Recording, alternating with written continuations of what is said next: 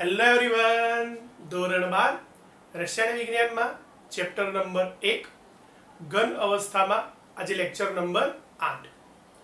Last લેક્ચરમાં આપણે ચતુષ્ફલકીય છિદ્ર અને અષ્ટફલકીય છિદ્રો વિશે થોડી સમજ મેળવી. બરાબર, એમાં થોડી આગળ વધારે સમજ મેળવવાનો પ્રયત્ન કરીએ.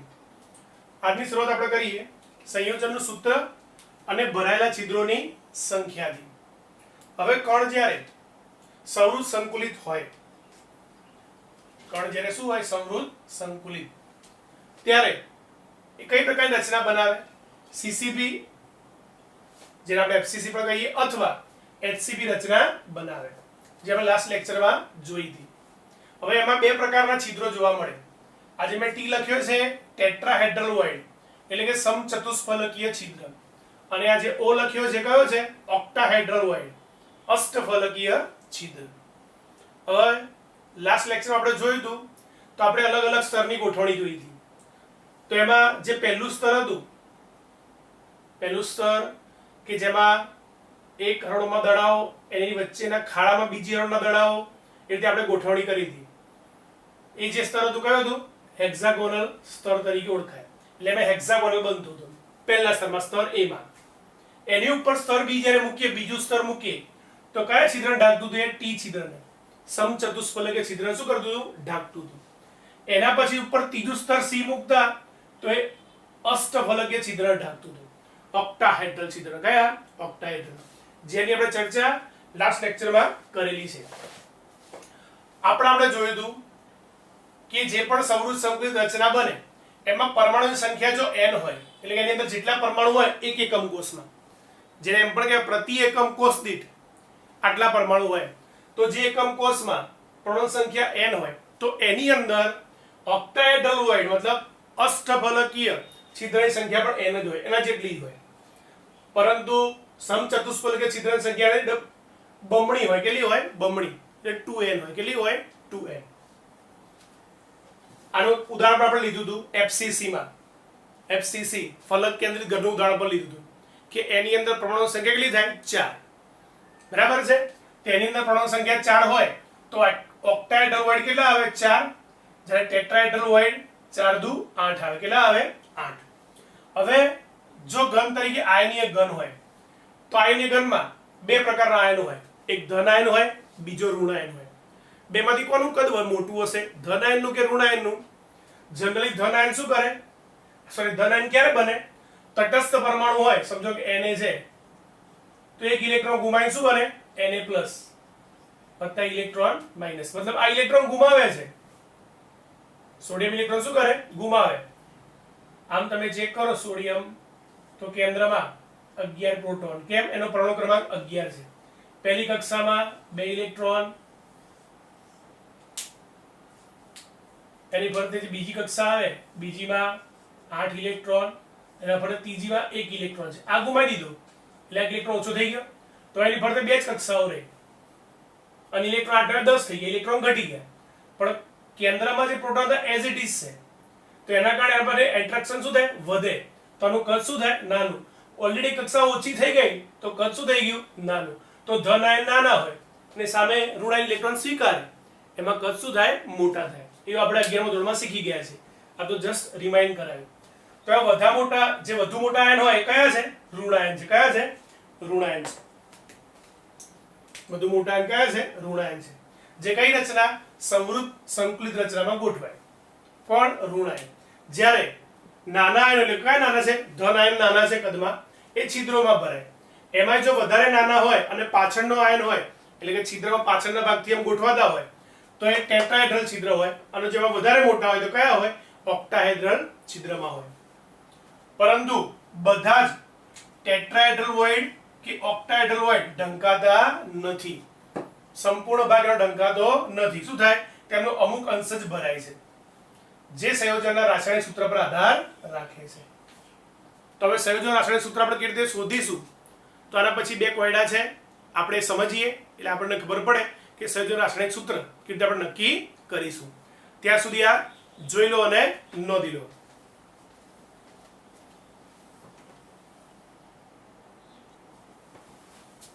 ચલો જોઈએ કોયડો. 1.1 એક સંયોજન બે તત્વો x અને y ધરાવે છે. કયા બે તત્વો? x અને y, જેમાં y ઋણ આયન છે જે ccp રચના ધરાવે છે, અને x ધન આયન સ્વરૂપે છે જે બધા જ અષ્ટફલકીય છિદ્રમાં ગોઠવાય છે. શેમાં? બધા જ અષ્ટફલકીય છિદ્રમાં. કોણ? ધન આયન x. તો સંયોજનનું સૂત્ર શું થાય?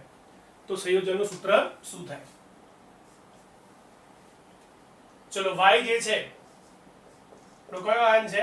ઋણ આયન. કઈ રચના ધરાવે છે? ccp અથવા fcc રચના ધરાવે એવું આપણે કહીએ. બરાબર છે.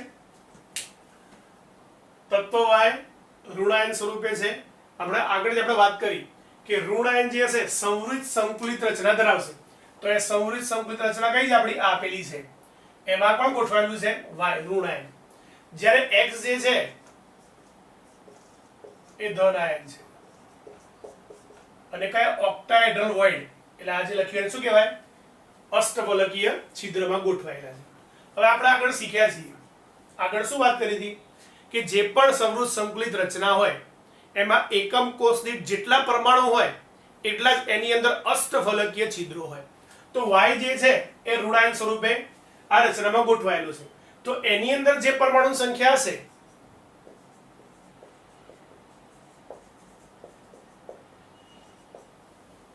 જેટલા પરમાણુ સંખ્યા હશે એટલા જ એની અંદર શું હશે? ઓક્ટાહેડ્રલ વોઇડ હશે, અષ્ટફલકીય છિદ્ર હશે. આપણે શીખેલા કે પરમાણુ સંખ્યા જો n હોય તો અષ્ટફલકીય છિદ્રો n હોય, પણ સમચતુષ્ફલકીય કેટલા હોય? 2n હોય. એટલે જેટલા પરમાણુ એક એકમ કોષ દીઠ આની અંદર હોય FCC માં કે CCP માં એટલા જ ઓક્ટાહેડ્રલ વોઇડ અંદર જોવા મળે.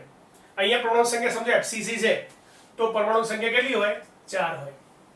કેટલી હોય? 4. તો ઓક્ટાહેડ્રલ વોઇડ પણ કેટલા હોવા જોઈએ? 4 હોવા જોઈએ. બંને સરખા જ હોય. આપણે માની લઈએ ભાઈ ટેક્સ્ટ બુકમાં જે આપણે ગણીએ કે સમજો કે ભાઈ y ની સંખ્યા છે 1 છે તો x ની સંખ્યા પણ કેટલી થાય? 1. તો x જેમ y લખી બંનેનું પ્રમાણ તો 1:1 થાય. આપણે ઉદાહરણ લીધું ભાઈ આના જેટલા પરમાણુ છે એટલા જ આના પરમાણુ આપણને ખબર છે. તો આને સમજો કે 1 છે y ના, તો x ના પણ કેટલા થાય? 1 થાય. તો સૂત્ર શું થાય? x નો એક પરમાણુ y નો એક પરમાણુ. તો સંયોજનનું સૂત્ર લખવું હોય તો xy, x નો એક y નો એક પાછળ એક લખવાની જરૂર નથી. તો સૂત્ર શું થાય? xy થાય. શું થાય? xy. આપણે બીજી આ રીતે ગણવાનો પ્રયત્ન કરીએ. તો FCC એટલે આપણને ખબર છે FCC હોય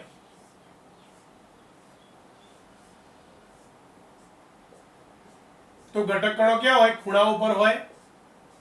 8 ખૂણા ઉપર પ્લસ 6 બાજુઓના કેન્દ્રમાં 2 3 4 આગળની બાજુ અને આ પાછળની બાજુ થઈ ગયા. હવે ખૂણા ઉપર થઈને દરેક ખૂણાને કષ્ટમાંશ, એટલે 8 ખૂણાના થઈને 8 ગુણે કષ્ટમાંશ એટલે એક પરમાણુ થાય. અને 6 ફલકના આ એક ફલકનો લઈએ તો એક ફલકનો અડધો આની અંદર આવે તો 6 ફલકના 6 ગુણ્યા 1/2 એટલે 3. તો ખૂણાઓ પરના પરમાણુ થઈ ખૂણાઓ પરના 8 ગુણ્યા કષ્ટમાંશ એટલે એક પરમાણુ થાય. અને ફલકના કેન્દ્રમાંના 6 કેન્દ્રોમાંથી અડધો એની અંદર આવે તો 3 દુ 6 કેટલા થાય? 3. તો ટોટલ 3 ને 4 પરમાણુ થાય. આની અંદર આ લખ્યું 4 ખબડી 4 કેમ થયા? આ 4 લખે.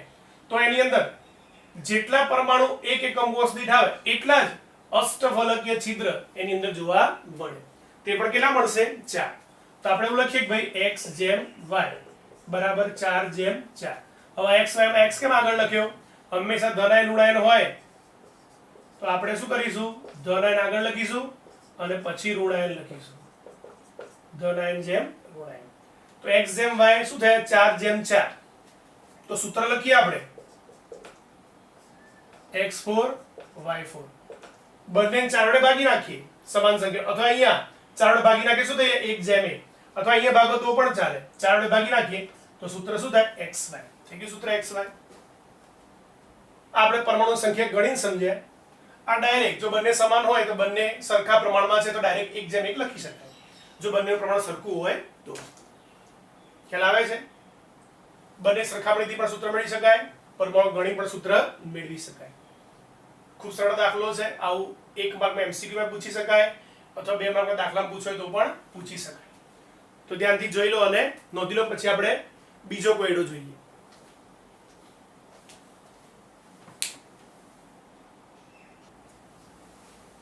ચલો કોયડો હવે 1.2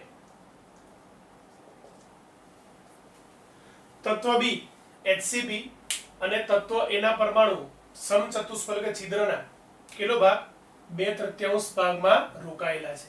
હવે પૂરેપૂરું છિદ્ર નથી ભર્યું, એનો કેટલો ભાગ ભર્યો? 2/3 ભાગ. તો સંયોજનનું સૂત્ર શું થશે? શું છે? રોકાયેલા છે તો સંયોજનનું સૂત્ર શું થશે? તત્વ બી કઈ રચના ધરાવે? HCB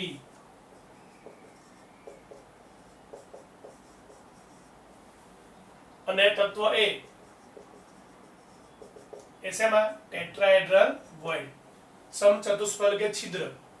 પણ એ જે છિદ્રનો જેટલો ભાગ હશે આના જેટલા પરમાણુ હોય એનો કેટલો 2/3 ભાગ રોકે છે.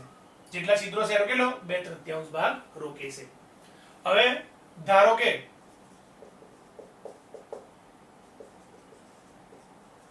તત્વ બી ના પરમાણુની સંખ્યા સમજો 1 છે તો ટેટ્રાહેડ્રલ વોઇડ કેટલા છે? ચતુષ્ફલકીય છિદ્ર એનાથી બમણા 2. ખબર ને પરમાણુની સંખ્યા n હોય તો ચતુષ્ફલકીય છિદ્ર એના કરતા બમણા હોય 2n હોય તો આ પરમાણુ 1 હોય તો આ કેટલા છે? 2 છે. પરંતુ અહીંયા શું કીધું? તે ફક્ત કેટલો ભાગ? 2/3 ભાગ જ રોકે છે. કેટલો ભાગ રોકે છે? 2/3 ભાગ જ રોકે છે. તો અહીંયા ખરેખર શું લખવું પડે? 2 પૂરા નથી એનો 2/3 ભાગ એટલે ગુણ્યા શું કરવું પડે? 2/3. તો 2 દુ 4/3. તો તત્વ બી ના પરમાણુ સંખ્યા 1 છે તો ચતુષ્ફલકીય છિદ્રો કેટલો ભાગ? એના પરમાણુ 4/3 હશે. તો આપણે લખીએ કે આ ભાઈ દર્શાવીએ, સૂત્ર દર્શાવવું હોય તો A જેમ B દર્શાવીએ. તો A એટલે શું છે? આપણે ચતુષ્ફલકીય છિદ્રનો ભાગ કેટલો આવ્યો? 4/3. જેમ B ના આપણે કેટલા કીધા? 1 પરમાણુ. અને આપણે એમ પણ ગણી શકીએ કે આના પરમાણુની સંખ્યા n છે તો આ 2n બરાબર. પછી 2n ગુણ્યા 2/3 એમ પણ લખી શકાય. અહીંયા પરમાણુ સંખ્યા x ધારીને ગણીએ તો આ 2x, તો આ 2x ગુણ્યા 2/3 એમ પણ લખી શકાય. તો હવે સૂત્ર લખવું હોય તો A સંયોજનનું સૂત્ર ઇઝ ઇક્વલ ટુ A ના કેટલા પરમાણુ? 4/3 B નો 1. ચલો ઘણા સંયોજનનું સૂત્ર આપણે આગળ જોયા હતા એમાં લસા લઈને આપણે લખતા હતા. તો લસા કેટલો થાય? 3 અને આના છેદમાં કશું નથી તો ફક્ત લસા કેટલો થાય? 3. તો 3 વડે બધાને ગુણ નાખીએ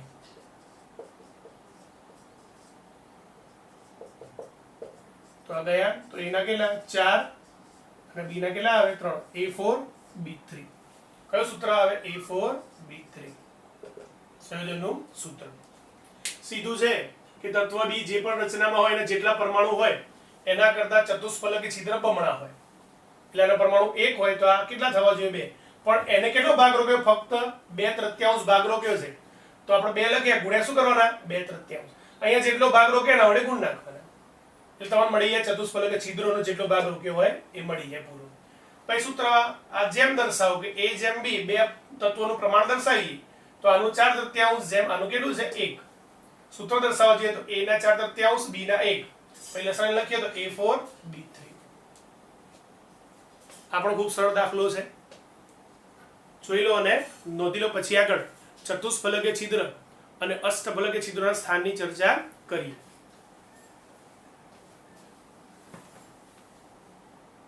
ચલો હવે જોઈએ ચતુષ્ફલકીય અને અષ્ટફલકીય છિદ્રોના સ્થાન. એકમ કોષમાં આપણે કઈ રીતે દર્શાવી શકીએ આપણે એ સમજવાનો પ્રયત્ન કરીએ. મેં પહેલું લીધું આપણે ચતુષ્ફલકીય છિદ્ર દર્શાવવા. કયા? ચતુષ્ફલકીય છિદ્ર દર્શાવવા. તો આપણે FCC અથવા CCB રચનાને ધ્યાનમાં લઈશું. તો અહીંયા મેં FCC નો એકમ કોષ દર્શાવેલો છે. તો FCC આપણે કોને કહીએ? તો જેના ખૂણા ઉપર પરમાણુ હોય અને ફલકના કેન્દ્રમાં પરમાણુ ગોઠવાયેલા હોય તો આપણે એને FCC તરીકે ઓળખીએ. તો અહીંયા તમે જોઈ શકો છો આ 1 2 3 4 ચાર ઉપરના ખૂણા છે મેં લાલ કલરથી દર્શાવ્યા છે. 4 નીચેના ખૂણા 1 2 3 4. તો આ ઉપરના 4 નીચેના 4 8 ખૂણા ઉપર થઈ ગયા. 1 2 3 4 5 6 7 8 ખૂણા ઉપર અને 6 ફલકના કેન્દ્રમાં. આ એક ફલકનું કેન્દ્ર, આ બીજું, આ ત્રીજું ફલકનું કેન્દ્ર, આ ચોથું, આ આગળના ફલકનું પાંચમું અને આ પાછળના ફલકનું છઠ્ઠું. 6 ફલકના કેન્દ્રો પર ફલક વાળા મેં ગ્રીન કલરથી દર્શાવ્યા છે, તો સરળતાથી આપણે સમજી શકીએ. એટલે કઈ રચના છે? FCC. ફરી એકવાર FCC એટલે 8 ખૂણાઓ પર પરમાણુ ગોઠવાયેલા હોય અને 6 ફલકના કેન્દ્રોમાં. આ 8 ખૂણાવાળા લાલ પરમાણુ દર્શાવે છે લાલ કલરથી, અને 6 ફલકના કેન્દ્રો આપણે ગ્રીનથી મેં દર્શાવ્યા છે. હવે આ એક એકમ કોષ છે, એને પાછા નાના નાના 8 સમઘનમાં વિભાજિત કરેલો છે. હવે આપણે આજે આકૃતિ આગળ જોઈ ગયા તેમાં જોયું હતું કે આની અંદર કેટલા એકમ કોષો જોડાયેલા હોય? 8. કેટલા હોય? 8. જેમ મેં તમારે આ એક મોડેલ દ્વારા સમજાવવાનો પ્રયત્ન કર્યો હતો, બરાબર છે? આ જે મોડેલ છે એમાં આ એકમ કોષ આના જેવો જ છે, 8 સમઘન હોય. આ જો આ એક, એની બાજુમાં બીજો, આ 3, એની બાજુમાં ચોથો, પછી આ 5, 6, 7 અને 8. એવું પણ કહી શકાય ઉપર 1, આ 2, આ 3 અને 4. 4 ઉપરના સ્તરમાં તો 4 નીચેના સ્તરમાં, 1, 2, 3 અને 4, ટોટલ 8. તો આપણે એને એકમ કોષને શું કર્યું? 8 નાના સમઘનમાં વિભાજિત કરી દીધું. કેટલા? 8. 8 નાના સમઘનમાં વિભાજિત કર્યું. આજે મેં ડાર્ક બ્લુ કલરથી દર્શાવ્યો છે. આ એક, એની બાજુમાં આ બીજું, આની ઉપર ત્રીજો, આની ઉપર ચોથો, અને 4 ની પાછળ બીજા 4, ટોટલ કેટલા? 8. એટલે 8 નાના સમઘનમાં વિભાજિત કરેલ છે. દરેક નાના સમઘનમાં ખૂણા પર એકાંતરે 4 પરમાણુ ગોઠવાયેલા છે. દરેક નાનો સમઘન તમે જોશો તો આપણે પહેલા આ સમઘનની વાત કરી, તો ખૂણા પર એકાંતરે 4 પરમાણુ ગોઠવાયેલા છે. તો આ સમઘનની જ વાત કરીએ ખાલી. તો જો અહીંયા આ સમઘનના ખૂણા પર પરમાણુ છે, તો અહીંયા નથી, અહીંયા છે, અહીંયા નથી, એટલે એકાંતરે થઈ ગયા. અહીંયા પણ એવું છે, અહીંયા છે તો અહીંયા નથી, અહીંયા છે, અહીંયા નથી, થઈ ગયા એકાંતરે પરમાણુ. તો 1, 2, 3, 4 સમઘન અલગથી દર્શાવીએ એમાં એકાંતરે 4 ખૂણા પર પરમાણુ છે. આ 1, 2 તો આ 2 નથી, આ 1, 2 તો આ 2 નથી, એ રીતે તે દરેકને આપણે એકબીજા સાથે જોડીએ તો નિયમિત સમચતુષ્ફલક આકાર મળે. તો આપણે આ બધાને જોડીએ, આ 1, 2, 3 અને 4 ને આપણે જોડીએ તો આપણને નિયમિત સમચતુષ્ફલક આકાર મળે છે.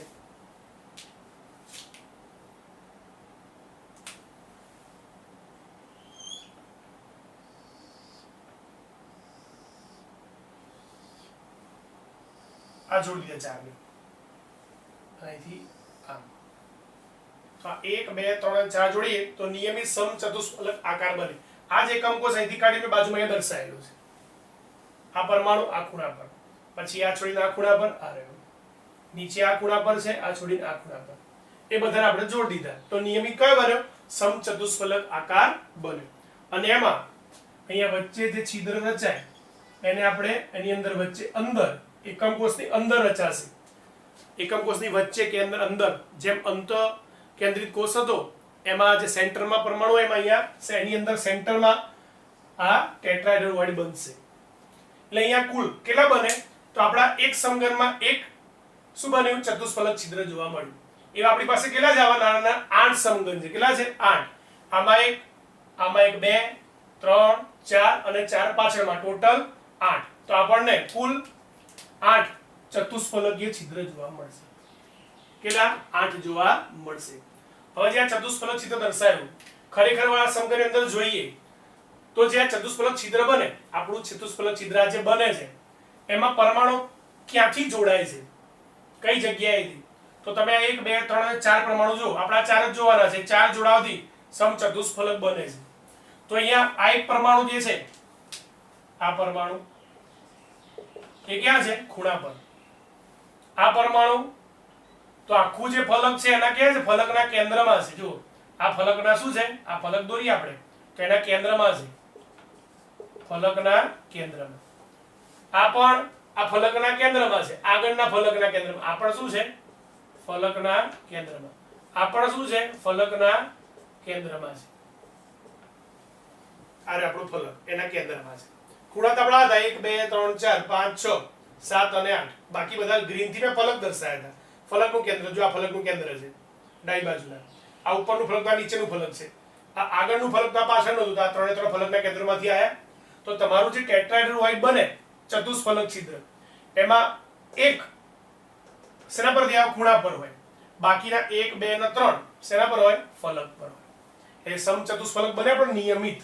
એ સમચતુષ્ફલકમાં 1 2 3 4 પછી અલગ કાઢીને દર્શાવે આપણને એવું થાય કે આ 1 2 3 4 તો ખૂણા ઉપર છે, પણ તો આપણે અલગ કાઢેલી વાત છે. રિયલમાં જોવા જઈએ તો એક ખૂણા પર છે અને 3 ક્યાં છે? ફલકના કેન્દ્રમાં. એ નિયમિત સમચતુષ્ફલક રચે છે. અને દરેક આ નાના એકમ કોષના સેન્ટરમાં એક છિદ્ર જોવા મળે. આપણે સમચતુષ્ફલકીય છિદ્ર તરીકે ઓળખીએ. સમચતુષ્ફલકીય આકાર તો સૌથી કોમન ઉદાહરણ કયું છે? આપણે મીથેન CH4. તો એ સમજો CH4 હોય તો અહીંયા કોણ હોય? કાર્બન હોય એટમ. અહીં બધી જગ્યાએ કોણ જોડાયેલું હોય? હાઇડ્રોજન. થઈ ગયા રીતે શું બન્યું? આ CH4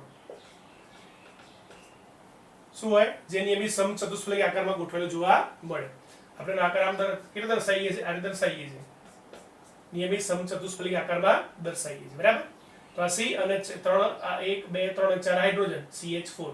આપણે જગ્યાએ શું મૂકી દઈએ? આપણે અહીંયા હાઇડ્રોજન. તો શું બન્યું? નિયમિત સમચતુષ્ફલક આકાર બની ગયો. આ એક આ દર્શાવીએ અને આ 1 2 3 આ 1 2 ને 3 સમજાવવા માટે ખાલી બતાવ્યું છે કે CH4 માં સમચતુષ્ફલકીય આકાર જોવા મળે તો એવો જ આકાર અહીંયા જોવા મળે છે. એટલા માટે એવું દર્શાવ્યું છે. એટલે ધ્યાનમાં રાખજો. પછી આ બીજી એક આકૃતિમાં દર્શાવી છે કે આપણે કીધું કે એક ખૂણા પરનો પરમાણુ હોય 3 ફલકના કેન્દ્રો ના હોય. આ 1 2 3 તો આ ખૂણા પરનો પરમાણુ અને જો આ એક ફલકનો, આ બીજું અને આ ત્રીજું, 3 ફલકના કેન્દ્રો અને આ ખૂણો એમની વચ્ચે આ જે લાલ કલર દર્શાવ્યું શું બતાવ્યું છે? ચતુષ્ફલકીય છિદ્ર, ટેટ્રાહેડ્રલ વોઇડ. આજે દર્શાવ્યું છે એ શું છે? Tetrahedral void. એ રીતે આપણે દરેક ખૂણા પર દર્શાવી શકીએ. એટલે આપણને કેટલા મળે? 8 ટેટ્રાહેડ્રલ વોઇડ મળે. અને આમે આપણને ખબર છે FCC રચના જોઈએ આપણે. FCC તો FCC એકમ કોષમાં પરમાણુની સંખ્યા કેટલી આવે? 4. હવે આપણને ખબર જ હોવું જોઈએ 4 પરમાણુ આવે. 8 ખૂણાઓ પરનો થઈને એક પરમાણુ અને 6 ફલકના કેન્દ્રો થઈને 3 પરમાણુ. 8 ખૂણા પરનો થઈને એક કેમ? 8 ખૂણા પર પરમાણુ છે પણ દરેકનો એક અષ્ટમાંશ ભાગ આવે. એટલે આખા એક એકમ કોષમાં એક જ પરમાણુ થાય. ફલકના કેન્દ્રમાં પરમાણુ છે તો ફલક 2 માં કોમન આવે એટલે અડધો જ ભાગ એક એકમ કોષમાં હોય. એવા 6 ફલકના કેન્દ્ર 6 ગુણ્યા 1 દુત્યાંશ કેટલા થાય? 3. તો એ 3 ફલક ના થાય અને એક કેન્દ્ર એક ખૂણાઓનો થાય. ટોટલ કેટલા? 4 પરમાણુ થાય. જો FCC માં 4 પરમાણુ હોય તો હમણાં આપણે આગળ વાત કરી હતી કે જે પણ સંવૃત સંકુલિત રચના, આ એક સંવૃત સંકુલિત રચના છે. સંવૃત સંકુલિત રચના શબ્દ એટલે શું? આ જે રચનાઓ બને FCC, CCB, HCB એ બધી શું છે? સંવૃત સંકુલિત રચના, ક્લોઝ પેક સ્ટ્રક્ચર અથવા ક્લોઝ પેક રચનાઓ. એમાં પરમાણુ સંખ્યા જેટલી હોય એના કરતા ચતુષ્ફલકીય છિદ્ર કેવા હોય? બમણા હોય. તો કેટલા હોવા જોઈએ? 8. અહીં 8 મળે થઈ ગયા 8. આમાં કેટલા હોવા જોઈએ? 8 ચતુષ્ફલકીય છિદ્ર હોવા જોઈએ.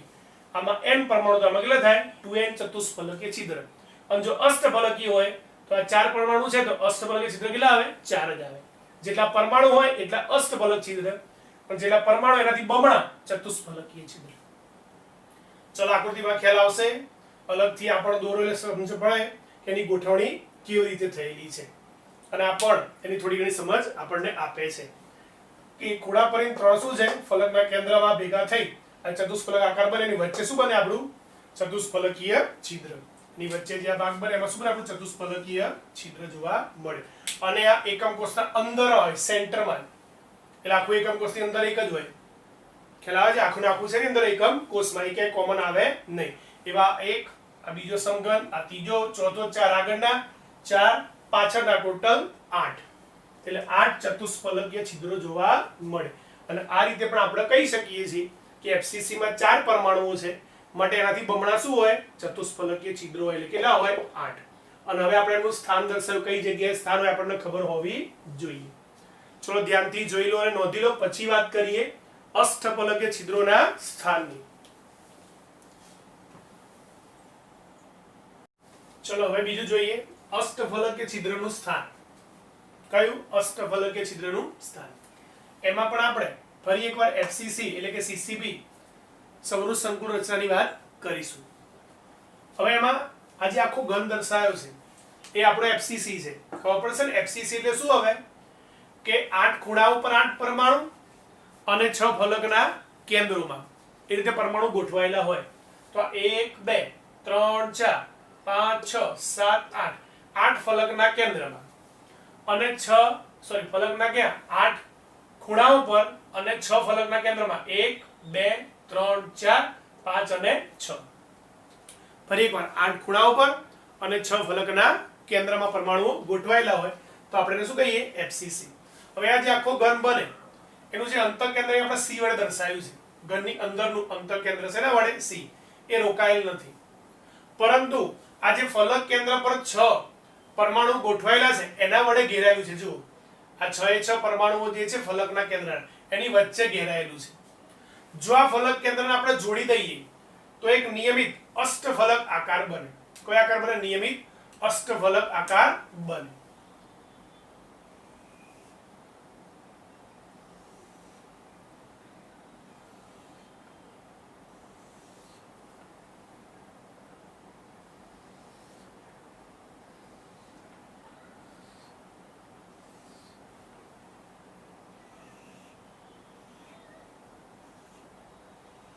આ જોડી દીધા. આ કયો આકાર બને? નિયમિત અષ્ટફલકીય આકાર.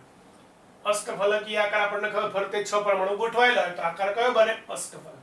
તો આ એક અષ્ટફલક બન્યું. શું બન્યું? અષ્ટફલક. આ અષ્ટફલકની વચ્ચે જે છિદ્ર હોય એ છિદ્રને આપણે શું કહીશું? ઓક્ટાહેડ્રલ વોઇડ કહીશું. એટલે આ એકમ કોષને એક છિદ્ર જે છે ઓક્ટાહેડ્રલ વોઇડ એ ક્યાં છે? ઘનના કેન્દ્રમાં. ક્યાં છે? ઘનના કેન્દ્રમાં. એક આપણને છિદ્ર ક્યાં જોવા મળે? ઘનના કેન્દ્રમાં. એટલે ઘનના કેન્દ્રમાં એટલે પૂરેપૂરું છિદ્ર ઘનની અંદર જ હોય, એનો કોઈ ભાગ બીજા એકમ કોષમાં આવતો ન હોય. ખ્યાલ આવશે? આપણે આગળ જે ઓક્ટાહેડ્રલ વોઇડ જોયું હતું એમાં આપણે આ રીતે આકૃતિ દર્શાવી હતી.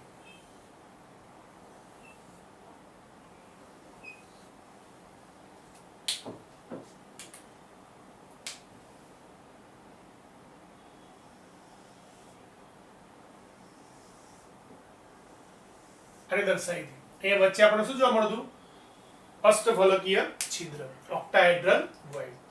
અને દરેકમાં શિરોબિંદુ, આમાં શિરોબિંદુ ઉપર છે, આમાં કેવું છે? નીચે છે. આ રીતે આપણે આકૃતિ દર્શાવી હતી.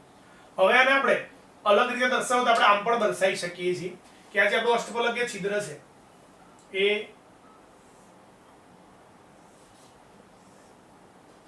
એક સમતલના પરમાણુઓ સમતલની ઉપર એક અને સમતલની નીચે એક પરમાણુથી ગોઠવાયેલું હોય. આપણું જે અષ્ટફલકીય છિદ્ર છે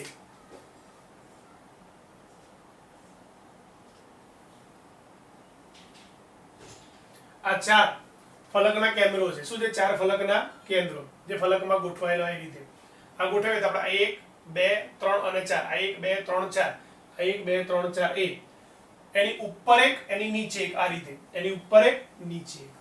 તો એ વચ્ચે આપણને શું મળે? અષ્ટફલકીય છિદ્ર.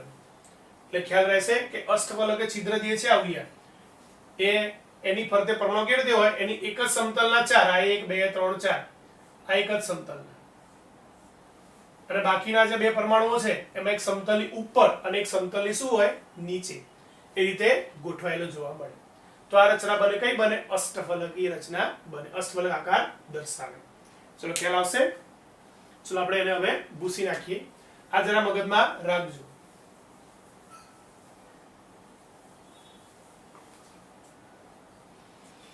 એટલે અહીંયા ઘનના કેન્દ્રમાં આપણને એક શું મળ્યું? ઓક્ટાહેડ્રલ વોઇડ મળ્યું, અષ્ટફલકીય છિદ્ર. યાદ રહેશે ને? એક છિદ્ર ક્યાં મળે? ઘનના કેન્દ્રમાં. એ ઉપરાંત ઘનના કેન્દ્ર ઉપરાંત જે અંતર કેન્દ્ર છે એના ઉપરાંત જે ઘનની ધારો છે, કેટલી ધારો છે? 12 ધારો. તો દરેક ધારના કેન્દ્રમાં પણ આપણને શું મળે? ઓક્ટાહેડ્રલ વોઇડ મળે. દરેક ધારના ફરી મેં સમઘન દર્શાવ્યો છે અહીંયા, FCC દર્શાવ્યો છે. ફરી 8 ખૂણા ઉપરના પરમાણુ અને 6 ફલક પરના પરમાણુ એટલે FCC જ છે. હવે આપણે સમજવું છે કે ધારના કેન્દ્રમાં જે પરમાણુ હોય એમાં ઓક્ટાહેડ્રલ વોઇડ આપણને કેવી રીતે જોવા મળે. તો આપણે કોઈ પણ ધારનું કેન્દ્ર લઈ લઈએ. કયું ધારનું કેન્દ્ર? સમજો આ ધાર છે તો આ ધારનું કેન્દ્ર અહીંયા મૂકી દો.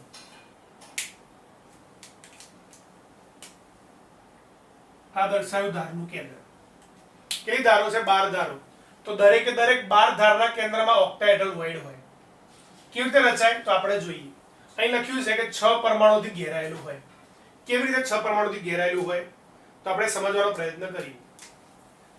એક આ ખૂણા પરનો પરમાણુ આ એક, આ બીજો. આ ફલકનું જે મધ્ય કેન્દ્ર છે એટલે મધ્ય કેન્દ્ર જેનું કેન્દ્ર અથવા મધ્ય બિંદુ જેટલા અંતરે અહીંથી હશે એટલા અંતરે આ બાજુ બીજા એકમ કોષમાં તો પરમાણુ હશે, જેટલા અંતરે આ પરમાણુ હશે એટલા અંતરે બીજા એકમ કોષમાં પરમાણુ હશે. એ જ રીતે અહીંથી જેટલા અંતરે પરમાણુ હશે એટલા અંતરે બીજા એક એકમ કોષમાં એ પરમાણુ ગોઠવાયેલો હશે. તો હવે તમે જોઈ શકો કેટલા પરમાણુ થયા. આ ધારનું કેન્દ્ર 1 2 3 4 આ 5 અને 6 એક્ઝેક્ટ એને જોડતા થજો. 1 આ 2 આ 3 જેટલા અંતરે આ છે એટલા અંતરે બીજા એકમ કોષમાં આ બાજુ છે, આ ખૂણામાં ઉપર છે, આ ખૂણામાં નીચે છે. જેટલા અંતરે આ પરમાણુ એટલા અંતરે આ પરમાણુ છે. ખ્યાલ આવશે. બે પરમાણુ ક્યાં છે? અહીંયા ખૂણા ઉપર.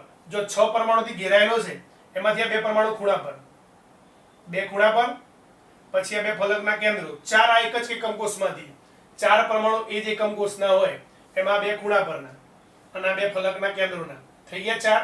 અને બાકીના બે પરમાણુ જે છે શું હશે? અન્ય એકમ કોષના હશે.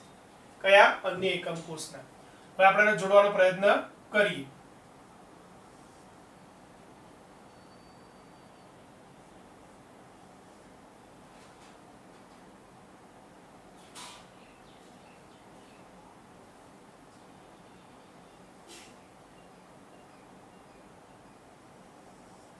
ચલો આ 4 1 2 3 4 બરાબર એક સમતલ, એની ઉપર એક આ નીચે એક આ. આપણે રચના બતાવી તે રીતે 4 એક સમતલના, ઉપર એક અને નીચે એક.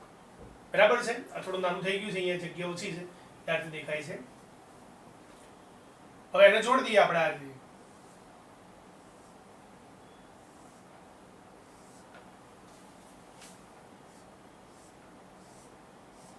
તો ઉપરના જેમ આ બની ગયો અષ્ટફલક.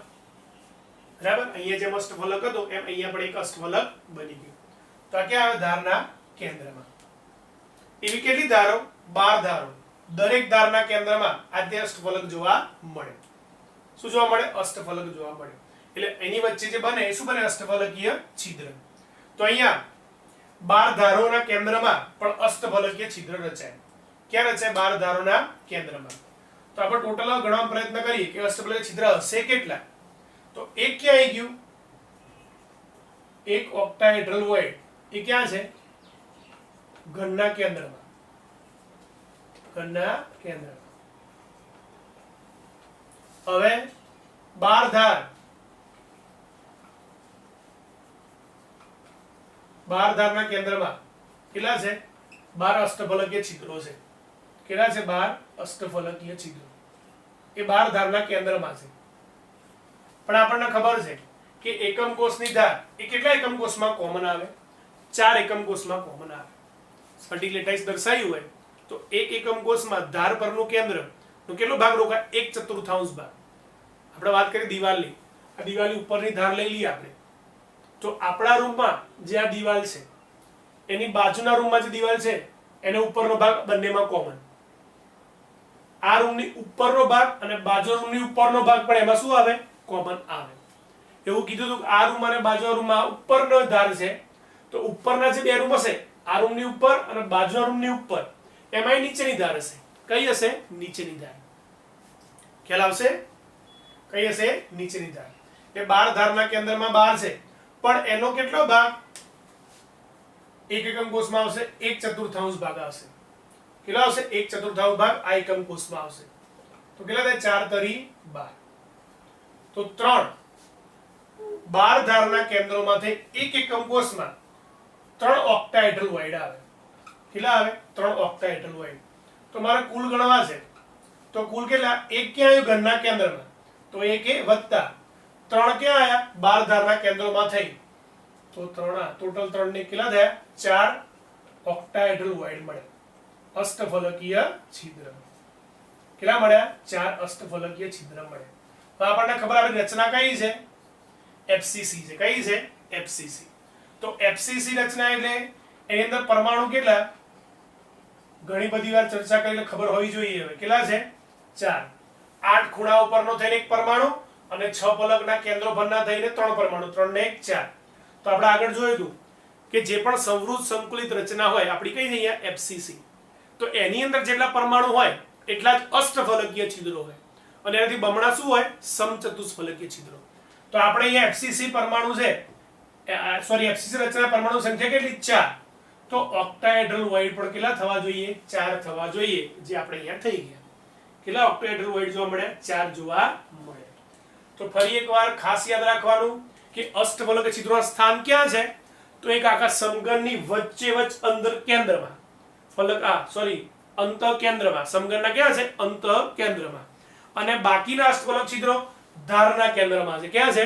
ધારના કેન્દ્રમાં. એક અષ્ટફલકીય છિદ્ર એ અંત કેન્દ્રમાં આવે. ક્યાં આવે? અંત કેન્દ્રમાં. જેવું બોડી સેન્ટરમાં હતું એમ અહીંયા સેન્ટરમાં શું આવે? અંત કેન્દ્રમાં એક અષ્ટફલકીય છિદ્ર આવે. બાકીના અષ્ટફલકીય છિદ્રો ક્યાં છે? 12 જે ધારો આવે એ 12 ધારના કેન્દ્રમાં.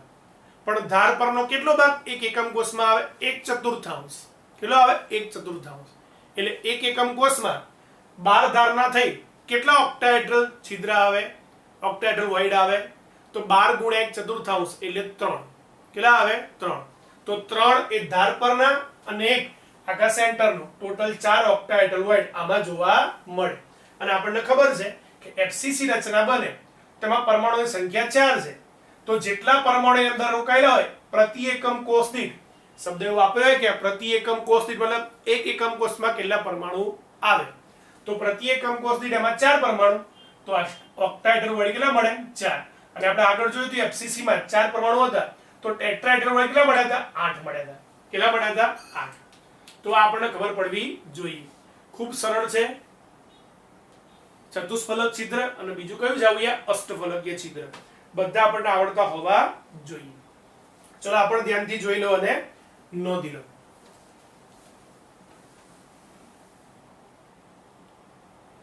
ચાલો હવે જોઈએ સંકુલન ક્ષમતા. સંકુલન ક્ષમતા. બરાબર. હવે આપણે ઘટક કણો કોઈ પણ રીતે સંકુલિત થાય પણ એમની વચ્ચે થોડો અવકાશ તો છિદ્ર સ્વરૂપે જોવા મળે. આપણે આગળ વાત કરી જ છે. થોડો અવકાશ તો બાકી છે. એ અવકાશ કયા સ્વરૂપે? છિદ્ર સ્વરૂપે આપણને જોવા મળે. તો સંકુલન ક્ષમતા કોને કહેવાય? તો કણો વડે ભરાયેલ કુલ અવકાશના ટકા.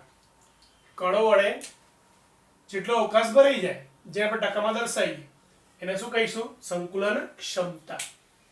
પહેલી જોઈએ આપણે એચસીપી અને સીસીપી. સીસીપી એટલે એફસીસી પણ એને કહી શકાય.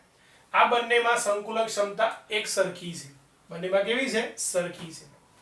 ચલો આપણે અહીંયા એક એફસીસી એકમ કોષ દર્શાવેલું છે. આ સીસીપી મતલબ એફસીસી. એફસીસી માં ખબર છે 8 ખૂણા ઉપર અને 6 ફલકના કેન્દ્રો પર. તો આપણે અહીંયા એક ખૂણો આવ્યા, એક ખૂણા અને આ ફલકનું કેન્દ્ર પસંદ કરી ત્રણેને આપણે જોડી દીધા. શું કર્યા? ત્રણેને આપણે જોડી દીધા. એવું કોઈ પણ ફલક પર, આ ફલક પર પણ કરી શકાય, આમાં પણ કરી શકાય, આમાં કોઈ પણ ફલક પર એવું આપણે કરી શકીએ છીએ. તો આપણે અહીંયા એક શું કર્યું? ત્રણેય ગોળાઓને જોડી દીધા. ધારો કે એકમ કોષે, આજે એકમ કોષની ધારની લંબાઈ કઈ છે? a. બધી બાજુ ધારની લંબાઈ કેટલી છે? a છે. અને ફલકનો વિકર્ણ, આ ફલકનો શું છે? આપણો વિકર્ણ. ફલકનો વિકર્ણ જે લંબાઈ a થી ક્યાં સુધી છે? c સુધી છે. ફલકના વિકર્ણ લંબાઈ ક્યાં છે? a થી c સુધી. ac જેને આપણે સ્મોલ b વડે દર્શાવીશું. શેના વડે? સ્મોલ b વડે. તો આ જે અહીંયાથી લઈ અને આ લંબાઈ આવે એને આપણે b વડે દર્શાવીશું. શેના વડે? b વડે. ક્યાં સુધી? આ સેન્ટરથી a થી c સુધી. એને આપણે શેના વડે? b વડે દર્શાવીશું. તો અહીં આપણો ત્રિકોણ ABC. ત્રિકોણ ABC માં જો ખૂણો b કાટખૂણો હોય, ખૂણો b શું હોય? કાટખૂણો, તો AC શું થાય? કર્ણ. તો તમને પાયથાગોરસનો પ્રમેય ખબર જ છે, જે બધાને આવડે. તો પાયથાગોરસના પ્રમેય પ્રમાણે કર્ણનો વર્ગ બાકીની બે બાજુના વર્ગોના સરવાળા બરાબર હોય. તો કર્ણ કયો છે? AC. તો AC નો વર્ગ એ બાકીની બે બાજુ કઈ? AB અને BC. AB નો સ્ક્વેર વત્તા BC નો square. AC square equal to AB square વત્તા BC સ્ક્વેર. હવે AC, તો AC બરાબર આપણે શું લીધું? B. આ A થી C નું અંતર છે ને આપણે સ્મોલ b વડે. તો અહીંયા b, તો b નો સ્ક્વેર. AC ની જગ્યાએ શું મૂક્યું? b નો. AC ની જગ્યાએ b મૂક્યો તો b નો સ્ક્વેર. હવે AB અને BC, તો આપણે કીધું એકમ કોષની દરેક ધાર લંબાઈ કેટલી છે? a. તો આ AB નું મૂલ્ય પણ a છે, BC નું મૂલ્ય પણ શું છે? a. આપણે દર્શાવ્યું છે આ a છે, આ પણ a છે. તો a નો સ્ક્વેર, a નો સ્ક્વેર. 1a નો સ્ક્વેર વત્તા 1a નો સ્ક્વેર, 2a નો સ્ક્વેર. તો b સ્ક્વેર બરાબર શું આવે? 2a નો સ્ક્વેર. હવે અહીંયા જો સ્ક્વેર કાઢું તો સામે વર્ગમૂળ આવે. શું આવે? સામે વર્ગમૂળ. 2 નું વર્ગમૂળ એઝ ઇટ ઇઝ વર્ગમૂળ 2 લખ્યા. a સ્ક્વેર નું વર્ગમૂળ તો સ્ક્વેર અને વર્ગમૂળ કેન્સલ થાય તો શું લખાય a. અહીંયા શું કરે બંનેના અલગ અલગ વર્ગમૂળ લખી દીધા. ગુણાકારમાં આપણે લખી શકીએ 2 નું વર્ગમૂળ ગુણ્યા a સ્ક્વેર નું વર્ગમૂળ. આપણે આ રીતે લખીએ કે 2 નું વર્ગમૂળ ગુણ્યા a સ્ક્વેર નું વર્ગમૂળ. તો 2 નું વર્ગમૂળ એઝ ઇટ ઇઝ રાખ્યું. a સ્ક્વેર તો હંમેશા જો કોઈ પદનો સ્ક્વેર હોય અને એની ઉપર વર્ગમૂળ કરીએ તો બંને કેન્સલ થાય. બંને શું થાય કેન્સલ થાય. શા માટે એવું થાય આપણને ખબર હશે. a સ્ક્વેર એનું વર્ગમૂળ છે. વર્ગમૂળ એટલે કેટલી ઘાત થાય 1/2. આ બે ઘાત ઉડી જાય તો a ની 1 ઘાત એટલે ફક્ત શું રહે a રહે. વર્ગમૂળ એટલે કેટલી ઘાત થાય 1/2. આ 1/2 અને a સ્ક્વેર હતો તો સ્ક્વેર ગુણ્યા 1/2 ઘાતની ઘાતનો ગુણાકાર થાય તો 2 ગુણ્યા 1/2 તો 2 ગયા શું વધે a. તો √2a. ચલો આ મળ્યું b બરાબર √2a. આ યાદ રાખવાનું ખાસ ખૂબ જ અગત્યનું છે MCQ માટે. શું છે b આપણો b ફલકનો વિકર્ણ છે. શું છે ફલકનો વિકર્ણ. તો પૂછે તમને ફલકના વિકર્ણ લંબાઈ કેટલી તો √2a. શું છે આ b દર્શાવે ફલકનો શું છે વિકર્ણ. તો ફલકના વિકર્ણ લંબાઈ કેટલી √2a જેટલી હોય. કેટલી √2a જેટલી.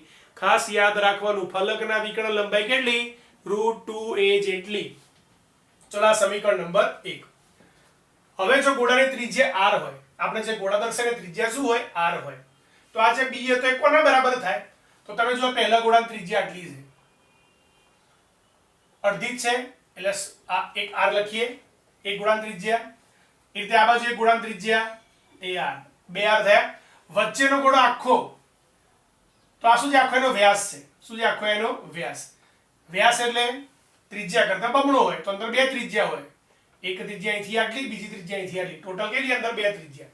તો આખું અંતર જોવા જઈએ તો 1 2 3 4 ત્રિજ્યાઓ આવે તો b બરાબર શું થાય 4r થાય. b બરાબર શું થાય 4r.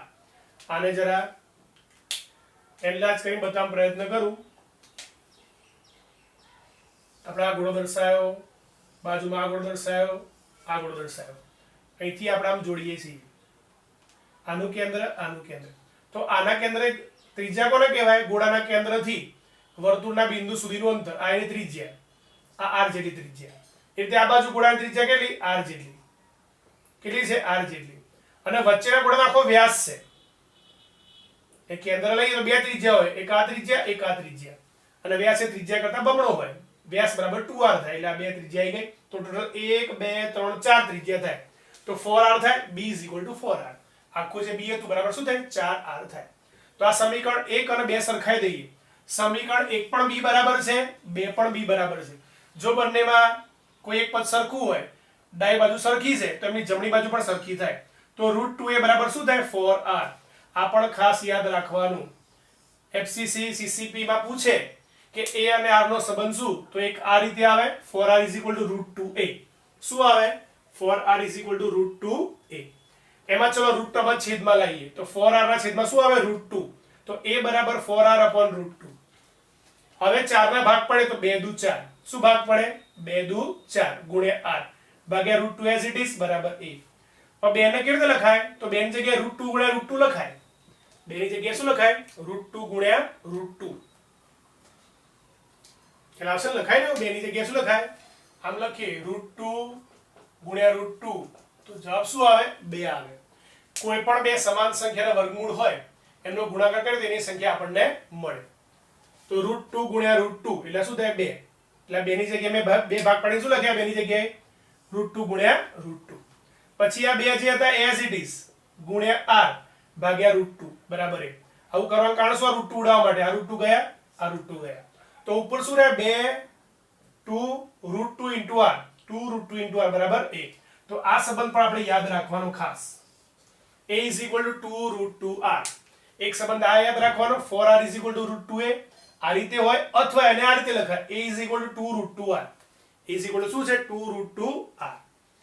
ચલો આટલું ખબર પડી હોય તો હવે આપણે આવી જઈએ એની સંકુલન ક્ષમતા પર. એનો શોધવાનું સૂત્ર મૂકીએ. સંકુલન ક્ષમતા જેને શોર્ટમાં મેં P.F લખ્યું પેકિંગ ફ્રેક્શન. ઇંગ્લિશમાં શું કહેવાય ને પેકિંગ ફ્રેક્શન. કેટલો ભાગ એ શું થશે સંકુલિત કરશે એટલે પેક કરશે બરાબર. હવે સૂત્ર મેં આ રીતે લખ્યું છે z આ શું લખ્યું છે z ગુણ્યા એક ઘટક કણનું કદ. એક ઘટક કણ મતલબ એક ગોળાનું કદ. ઘટક કણ મતલબ ગોળો ગુણ્યા 100 આપણે ટકામાં શોધવાનું છે ભાગ્યા એકમ કોષનું કુલ કદ. એકમ કોષનું કુલ કદ આપણને આ સૂત્ર શું આપ્યું છે? સંકુલન ક્ષમતા બરાબર 4 ગોળાઓ વડે રોકાયેલું એકમ કોષનું કદ. એટલે એકમ કોષમાં 4 ગોળા વડે રોકાયેલું કદ ગુણ્યા 100 ભાગ્યા એકમ કોષનું કુલ કદ એવું આપ્યું છે. મેં જરા રીતે લખ્યું z ગુણ્યા એક ઘટક કણનું કદ ગુણ્યા 100 ભાગ્યા કુલ કદ. હવે z એટલે શું? તો ઇફેક્ટિવ એટમ મતલબ આ એકમ કોષમાં કેટલા પરમાણુઓ છે જે આપણે ઘણી બધી વાર જોયું કે આપણે FCC છે CCP તો એના એકમ કોષમાં કેટલા પરમાણુ આવે? તો ફરી એકવાર FCC એટલે શું? 8 ખૂણાઓ પર અને 6 ભલકના કેન્દ્રો પર. 8 ખૂણાઓ પરનો થઈને 1 પરમાણુ, 6 ભલકના કેન્દ્રો પર થઈને 3 પરમાણુ, ટોટલ 4 પરમાણુ આવે. તો અહીંયા z ની જગ્યાએ શું આવે? 4 આવે. એટલા માટે અહીંયા 4 ગોળાઓથી રોકાયેલું કદ લખેલું છે. શેથી લખેલું છે? 4 ગોળાઓથી. કેમ 4 થી આવ્યું? તો આપણને ખબર પડવી જોઈએ. અને આ સૂત્ર લખવાનું કારણ શું? આપણે આગળ જરૂર પડશે તો તમને ખબર પડે અહીંયા z શું છે. z એટલે એકમ કોષ દીઠ જે પણ સૌરૃત સંકુલિત રચના હોય, અંતરકેન્દ્રિત રચના હોય કે FCC હોય કે સાદી ઘન રચના હોય તો બધામાં એકમ કોષ દીઠ કેટલા પરમાણુ હોય એને આપણે z વડે દર્શાવીએ. તો z ગુણ્યા એક ઘટકનું કદ ગુણ્યા 100 ભાગ્યા એકમ કોષનું કુલ કદ. ચલો z કેટલા? FCC માં 4 પરમાણુ હોય z બરાબર ગુણ્યા હવે ગોળો છે એટલે ગોળાનું કદ અહીંયા કદ એટલે એનું ઘનફળ આવે. શું આવે? ઘનફળ 4/3 પાઈ r ક્યુબ. એનું સૂત્ર શું છે? 4/3 પાઈ r ક્યુબ ગુણ્યા 100 ભાગ્યા એકમ કોષનું કુલ કદ. તો એકમ કોષનું કુલ કદ શું છે? 1 ક્યુબ. શું છે? 1 ક્યુબ. એકમ કોષ લઈએ સમઘન તો લંબાઈ ગુણ્યા પહોળાઈ ગુણ્યા ઊંચાઈ. ધારની લંબાઈ આપણે a લીધી તો a ગુણ્યા a ગુણ્યા a તો શું થાય? 1 ક્યુબ. શું લખાય? 1 ક્યુબ. હવે આ ઘનફળ શબ્દ કેમ વાપર્યો? ઘનફળ કોને કહીએ? તો પદાર્થે અવકાશમાં રોકેલી જગ્યા હોય એને ઘનફળ કહેવાય. અવકાશમાં રોકેલી જગ્યાને શું કહેવાય? ઘનફળ કહેવાય. એટલા માટે આપણે ઘનફળ શબ્દ વાપર્યો છે. ઘનફળ મતલબ અહીંયા કદ કીધું છે પણ કદને આપણે શું કહીએ? એનું ઘનફળ કહીએ સાદી ભાષામાં, જે તમે ગણિતમાં શીખ્યા છો. પણ અહીંયા શબ્દ કદ છે જે ઘનફળને સિમિલર છે. તો અહીંયા 4 ગુણ્યા 4/3 પાઈ r ક્યુબ ગુણ્યા 100 ભાગ્યા અહીંયા a ક્યુબ. શું લખ્યું? a cube. હવે 4/3 તો અંશનો છેદ આ 3 છે એ ક્યાં આવે? છેદમાં આવે. ક્યાં આવે? છેદમાં. 4 ગુણ્યા 4 ચોકું ચોકું 16 ગુણ્યા પાઈ ગુણ્યા r ક્યુબ ગુણ્યા 100 ભાગ્યા 3 નીચે આવી ગયા 3 ગુણ્યા હવે a ક્યુબ. તો એની જગ્યાએ શું મૂકીશું? 2√2r. 2√2r એનો ક્યુબ. 2√2r નો શું મૂકીશું? ક્યુબ મૂકીશું. ચલો ફરી પેકિંગ ફ્રેક્શન બરાબર 16 ગુણ્યા પાઈ ગુણ્યા r ક્યુબ ગુણ્યા 100 ભાગ્યા 3. હવે જો બધાનો વારાફરતી ઘન કરવાનું. પહેલા 2 નો ઘન કરીએ તો 2 દુ 4 દુ 8. ઘન એટલે 2 ગુણ્યા 2 ગુણ્યા 2 8. વર્ગમૂળ 2 નો ઘન એટલે વર્ગમૂળ 2 ગુણ્યા વર્ગમૂળ 2 ગુણ્યા વર્ગમૂળ 2 કેટલી વાર? 3 વખત. અને r નો ઘન એટલે r ઘન. r નો ઘન એટલે r ઘન. આ ત્રણેના અલગ અલગ ઘન છૂટા પાડીને લખી દીધા. ખ્યાલ આવશે? ઓકે. પછી આ ઉપર અંશ એઝ ઇટ ઇઝ ફરી 3 ગુણ્યા 8. હવે આ વર્ગમૂળ 2 ગુણ્યા વર્ગમૂળ 2 કેટલા થાય? 2. હમણાં આગળ જ વાત કરી હતી વર્ગમૂળ 2 ગુણ્યા વર્ગમૂળ 2 કેટલા થાય? 2. તો આ વર્ગમૂળ 2 ગુણ્યા વર્ગમૂળ 2 એટલે 2. પછી આ વધેલું એક વર્ગમૂળ ગુણ્યા r ક્યુબ. હવે અહીંથી r ક્યુબ જાય. આ 8 દુ 16 જાય. ઉપર શું રહ્યું? પાઈ ગુણ્યા 100 ભાગ્યા 3√2 ભાગ્યા 3√2. એનું સાદુરૂપ આપીએ આપણે તો લગભગ જવાબ કેટલો આવે? 74%. કેટલા આવે? 74%. તો HCP કે CCP એટલે કે FCC રચના હોય એની અંદર પેકિંગ ક્ષમતા કેટલી આવે? 74% જેટલી આવે. કેટલી આવે? 74% જેટલી. જે ખૂબ જ સારી છે. બીજા બધા જ એકમ કોષ કરતા સૌથી વધુ છે. તો આ વાત છે HCP એટલે કે HCP અથવા CCP અથવા FCC બંનેમાં સંકુલ ક્ષમતા કેવી છે? બંનેમાં સરખી છે. ચલો ખૂબ સિમ્પલ છે. કેમિસ્ટ્રી પરથી મેથેમેટિક્સ પર આવી ગયા એવું લાગે છે. એટલે મેથેમેટિક્સના સૂત્રો જે યાદ હોય તો ઘણી સરળતાથી સમજી શકાય અને જેને સાદુરૂપ આવડતું હોય એના ઝડપથી ખબર પડે. ખ્યાલ આવશે ને? દરેક એકમ કોષની ધારની લંબાઈ શું છે? a. આ ફલકનો વિકર્ણ જેને આપણે AC બરાબર શું કીધું? Small b. ત્રિકોણ ABC માં ખૂણો b કાટખૂણો તો AC² બરાબર AB² વત્તા BC². AC શું છે? સ્મોલ b એટલે b². આ બે ધારો શું છે? a તો a² a² એટલે 2a². સ્ક્વેર કાઢી સામે વર્ગમૂળ 2 નું વર્ગમૂળ એટલે વર્ગમૂળ 2 a² નું વર્ગમૂળ એટલે a. તો b √2a. આ કોની ફલકના વિકર્ણ લંબાઈ કેટલી આવે? √2a. હવે જો ગોળાની ત્રિજ્યા r લઈએ તો અહીંયા ગોળાઓ જોડીએ તો અહીંયા 1 2 3 4 ત્રિજ્યા થાય. 1 2 3 4 ત્રિજ્યા ટોટલ. તો b બરાબર 4r. શું થાય? b બરાબર 4r. 1 અને 2 સરખાઈ દઈએ તો આ √2a બરાબર 4r સરખાઈ દેવાય. એટલે આ એક સંબંધ યાદ રાખવાનો કોનો a અને r વચ્ચેનો. પછી √2 છેદમાં લાવો, 4 ની જગ્યાએ 2 × 2 લખો, પછી 2 ની જગ્યાએ √2 × √2 લખો. આ √2 ગયા તો 2√2r બરાબર શું રહે a. તો એ બરાબર શું મળે 2√2r. પછી પેકિંગ ફ્રેક્શનનું સૂત્ર મૂકવાનું અને અંદર બધી કિંમત મૂકી દેવાની. z બરાબર એકમ કોષિક પરમાણુ સંખ્યા FCC માં કેટલા 4, ગોળાનું ઘનફળ એટલે કદ 4 તૃતીયાંશ પાયર ક્યુબ ગુણ્યા 100 ભાગ્યા એકમ કોષનું કુલ કદ એટલે a ક્યુબ. આ 4 તૃતીયાંશ 3 ક્યાં આવે છેદમાં. a બરાબર શું છે 2√2r. તો 2√2r નો ઘન ઉપરનો એઝ ઇટ ઇઝ, નીચે 3, પછી આ દરેકનો અલગ અલગ ઘન લખ્યો. 2 નો ઘન 8, √2 નો ઘન એટલે √2 ગુણ્યા √2 ગુણ્યા √2, r નો ઘન એટલે r ઘન. તો આપણે લખી શકીએ હવે પેકિંગ ફ્રેક્શન બરાબર ઉપરનો એઝ ઇટ ઇઝ, નીચે 3 ગુણ્યા 8, પછી √2 ગુણ્યા √2 એટલે કેટલા 2, પછી આ √2 r ક્યુબ, 8 દુ 16, r ક્યુબ ગયા, પાઈ ગુણ્યા 100 ભાગ્યા 3 ગુણ્યા √2 એટલે જવાબ કેટલો આવશે 74%. આ મળી HCB અને CCB. ગાડી ગમે ત્યાં વરે છે પણ આપણે ધ્યાન રાખવાનું, સમજો એટલે ક્યાંથી ક્યાં ગાડી આવે છે. અહીંયાથી આ, પછી આ આવે, પછી પેકિંગ ફ્રેક્શન અહીંયા પૂરું થાય. ધ્યાનથી જોઈ લો અને નોંધી લો.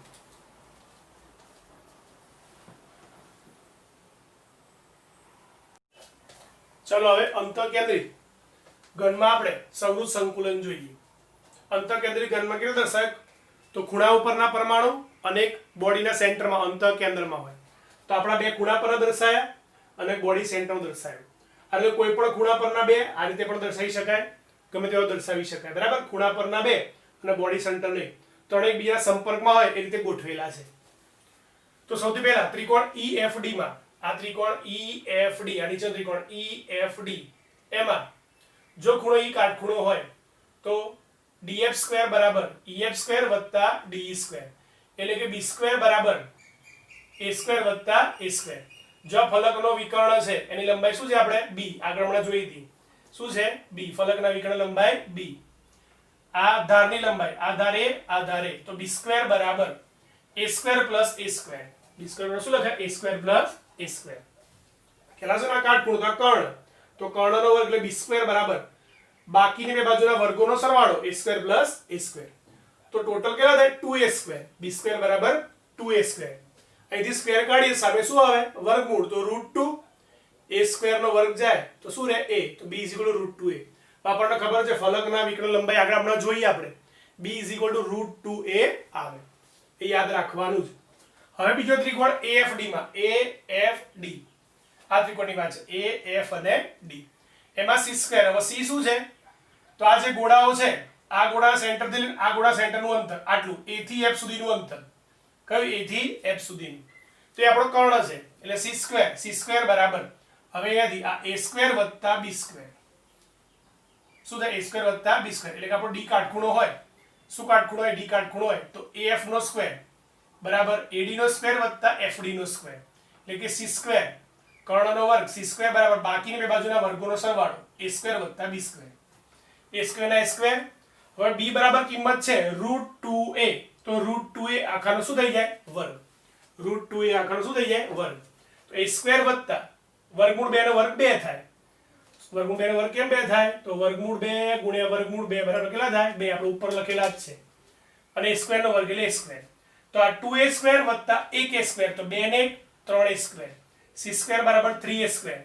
હવે અહીંથી સ્ક્વેર કાઢું સામે ફરી શું આવે વર્ગમૂળ, તો 3 નું વર્ગમૂળ √3 અને a² નું વર્ગમૂળ સ્ક્વેર કાઢી નાખવાનું, શું રહે a, શું થાય a. એટલે કોઈ પણ વર્ગવાળું પદ એનો વર્ગમૂળ કરો તો વર્ગનું વર્ગમૂળ કેન્સલ થઈ જાય, તો c બરાબર √3a. ખાસ યાદ રાખવાનું આ અંતઃવિકર્ણ લંબાઈ છે, અંતઃવિકર્ણની લંબાઈ. ફલકના વિકર્ણ આપણે b કીધો તો b = શું આવે √2a આવે, આ ફલકના વિકર્ણ લંબાઈ. c કોને કીધો અંતઃવિકર્ણ લંબાઈ, એ √3 આવે, શું આવે √3a. ચલો હવે ગોળાની ત્રિજ્યા જો r હોય તો ફરી આ c નું મૂલ્ય કોના બરાબર થાય, આ 1r, પછી આખો વ્યાસ એટલે બે ત્રિજ્યા આવે 1 2 અને એક આ બીજો r, 1 2 3 4, તો c બરાબર 4r. c બરાબર 4r. c બરાબર શું છે √3a, તો અહીંયા મૂકી દે √3a = 4r. a ના કરતા બને √3 નીચે જાય તો 4r/√3, a બરાબર શું થાય 4r/√3. અથવા r ના કરતા બને 4 નીચે જાય તો √3/4 સોરી √3a/4 સો આ √3a/4 પેકિંગ ફ્રેક્શન તો z ગુણ્યા એક ગોળાનું કદ ગુણ્યા 100 ભાગ્યા કુલ કદ એકમ કોષનું a ક્યુબ ડાયરેક્ટ લખી દીધું મેં તમને ખબર છે હવે z બરાબર 2 કેમ લખ્યા તો અંતઃકેન્દ્રિત ઘન છે અંતઃકેન્દ્રિત ઘનમાં 8 ખૂણાઓ પરનો થઈને એક પરમાણુ 8 ખૂણાઓ પરનો થઈને એક પરમાણુ અને બોડીના સેન્ટરમાં અંતઃકેન્દ્રમાં એક આખો પરમાણુ આવે જે કોઈના ભાગમાં ના આવે બીજા કોઈ એકમ કોષના ભાગમાં ના આવે એ પોતાના એક જ એકમ કોષનો કહેવાય તો બોડી સેન્ટરનો એક અને 8 ખૂણાઓ પરનો થઈને ટોટલ કેટલા 2 તો z બરાબર 2 ગુણ્યા ગોળાનું કદ 4/3 પાઈ r ક્યુબ ગુણ્યા 100 a ક્યુબ તો a બરાબર શું છે 4r/√3 તો 4r/√3 એનો ઘન આ શું છે 4r/√3 એનો ઘન ચલો 2 ગુણ્યા 4 આ 3 ક્યાં લઈ ગયા અહીંથી હવે છેદમાં આ 3 ક્યાં લઈ જશે અહીંથી છેદમાં બરાબર તો 2 ગુણ્યા 4 ગુણ્યા પાઈ ગુણ્યા r ક્યુબ ગુણ્યા 100 તો નીચે અહીંયા 4 નો ઘન અહીંયા પહેલા 3 લખી દઈએ કયા 3 4/3 ક્યાં આવે અહીંથી નીચે અંશનો છેદ ક્યાં આવે છેદમાં 3 ગુણ્યા ચોકુ ચોકુ 16 ચોક 64 4 નો ઘન r નો ઘન એટલે r ક્યુબ અને આ છેદમાં √3 નો ઘન તો √3 ગુણ્યા √3 ગુણ્યા √3 ફરી એકવાર 2 ગુણ્યા 4 ગુણ્યા પાઈ ગુણ્યા r ક્યુબ ગુણ્યા 100 આ 3 ક્યાં આયા છેદમાં પછી ચોકુ ચોકુ 16 ચોક 64 ગુણ્યા r નો ક્યુબ એટલે r ક્યુબ ભાગ્યા √3 એટલે √3 ગુણ્યા √3 ખ્યાલ આવશે ઓકે ચલો બરાબર શું લખાય હવે આ જે ઉપર 4 દુ 8 ગુણ્યા પાઈ ગુણ્યા r ક્યુબ ગુણ્યા 100 હવે આ √3 ગુણ્યા √3 ગુણ્યા √3 છે ત્રણ વખત લખ્યા છે √3 ગુણ્યા √3 ગુણ્યા √3 તો આ √3 ગુણ્યા √3 કેટલા થઈ ગયા 3 આના જેમ 3√3 તો આ 3√3 ક્યાં જાય છેદનો છેદ ક્યાં જાય અંશમાં એટલે ઉપર લખ્યા 3√3 છેદમાં 3 ગુણ્યા 64 આ 3 લખવાનું રહી ગયા છે 3 ગુણ્યા 64 ગુણ્યા r ક્યુબ r ક્યુબ ગયા અહીંથી આ 3 3 ગયા આ 88 64 બાકીના સાદુરૂપ આપશું શું બાકી રહ્યું અહીંયા પાઈ 100 √3 છેદમાં 8 સાદુરૂપ આપશો તો પેકિંગ ફ્રેક્શન કેટલું આવશે 68% આવશે કેટલું આવશે 68% જેટલું આવશે કેટલા આવશે કદાચ લખ્યું ન દેખાતું હોય તો એ બાજુમાં લખું છું શું છે 8 ગુણ્યા પાઈ ગુણ્યા r ક્યુબ ગુણ્યા 100 અને છેદના છેદમાંથી ઉપર આવેલા 3√3 શું 3√3 છેદના છેદમાંથી આ ઉપર આવેલા છેદમાં 3 ગુણ્યા 64 ગુણ્યા r ક્યુબ પહેલા તો r ક્યુબ ગયો આ 3 3 ગયા આ 88 64 તો ઉપર પાઈ ગુણ્યા 100 ગુણ્યા √3 ભાગ્યા શું કરવાના 8 એટલે તમારો જવાબ મળી લગભગ કેટલો આવશે 68%. તો અંતઃકેન્દ્રિત જે એકમ કોષ હોય એમાં પેકિંગ ફ્રેક્શન કેટલું આવે 68% જેટલું આવે. HCP કે CCP કરતા થોડું ઓછું છે બરાબર કેટલું છે 68%. ચલો આપણે ધ્યાનથી જોઈ લો અને નોંધી લો. ચલો ત્રીજો અને સૌથી છેલ્લો જોઈએ સાદા સમઘન લેટીસમાં સંકુલન ક્ષમતા. સાદા સમઘન લેટીસમાં સંકુલન ક્ષમતા બરાબર. તો હવે સાદો ઘન છે તો સાદા ઘનમાં પરમાણુઓ ક્યાં આવેલા હોય સમઘનના ખૂણા ઉપર એટલે 8 ખૂણા ઉપર પરમાણુઓ ગોઠવાયેલા ફક્ત કઈ જગ્યાએ હોય ખૂણા ઉપર. અને આગળ આપણે ચર્ચા કરી હતી એમ કે સાદો ઘન હોય એમાં ખૂણા પરના પરમાણુઓ જે ગોઠવાયેલા હોય એકબીજાના સ્પર્શમાં હોય પણ દર્શાવી દો ઉપરના 4 ગોળા જે હોય એકબીજાના સંપર્કમાં હોય એટલે નીચેના સ્તરના 4 પ્રાંત્ય શું હોય એકબીજાના સંપર્કમાં હોય. તો આપણે આ બે કોઈ પણ બે ખૂણા પરના ગોળાઓ દર્શાવેલા છે જે એકબીજાના શું છે સંપર્કમાં છે. આ ધારની લંબાઈ જેને આપણે a વડે દર્શાવી છે શું કીધું આપણે એને a એટલે ધારની લંબાઈ શું છે a અને ત્રિજ્યાના ગોળાએ શું કીધું r. તો a અને r નો સંબંધ શું છે એકદમ સિમ્પલ છે. અહીંયા આટલો ભાગ લઈએ તો આ એક r આ બીજો r બે ત્રિજ્યાઓ છે તો આખું a આ ધારની લંબાઈ a બરાબર શું થાય 2r a = 2r. સીધો a અને r નો સંબંધ મળી ગયો તો સીધું સૂત્ર મૂકી દઈએ પેકિંગ ફ્રેક્શન બરાબર z ગુણ્યા એક ગોળાનું કદ ગુણ્યા 100 ભાગ્યા એકમ કોષનું કુલ કદ એટલે કે a ક્યુબ. હવે અહીંયા z તો 8 ખૂણા ઉપર પરમાણુ છે અને એનો એક અષ્ટમાંશ ભાગ આવે તો ટોટલ પરમાણુ કેટલા છે? Z બરાબર 1 જ પરમાણુ થાય. સાદા ઘનમાં 8 ખૂણા ઉપર થઈને એક એકમ કોષમાં કેટલા પરમાણુ આવે? ફક્ત એક જ પરમાણુ આવે. તો Z બરાબર 1 ગુણ્યા 4 તૃતીયાંશ પાઈ r ક્યુબ ગુણ્યા 100 ભાગ્યા a બરાબર શું છે? 2r. તો 2r નો ઘન. ચલો 4 પાઈ r ક્યુબ 100 2 નો ઘન 2 દુ 4 દુ 8 આ 3 ક્યાં અહીંથી નીચે છેદમાં 2 નો ઘન 8 ગુણ્યા r નો ઘન એટલે r ક્યુબ. આ r ક્યુબ કેન્સલ. આ 4 દુ 8 ઉપર આ પાઈ ગુણ્યા 100 ભાગ્યા 3 દુ 6 આ 2 ગુણ્યા 3 કેટલા રહે અહીંયા? 6. સાદું બાપો જવાબ મળશે 52.4%.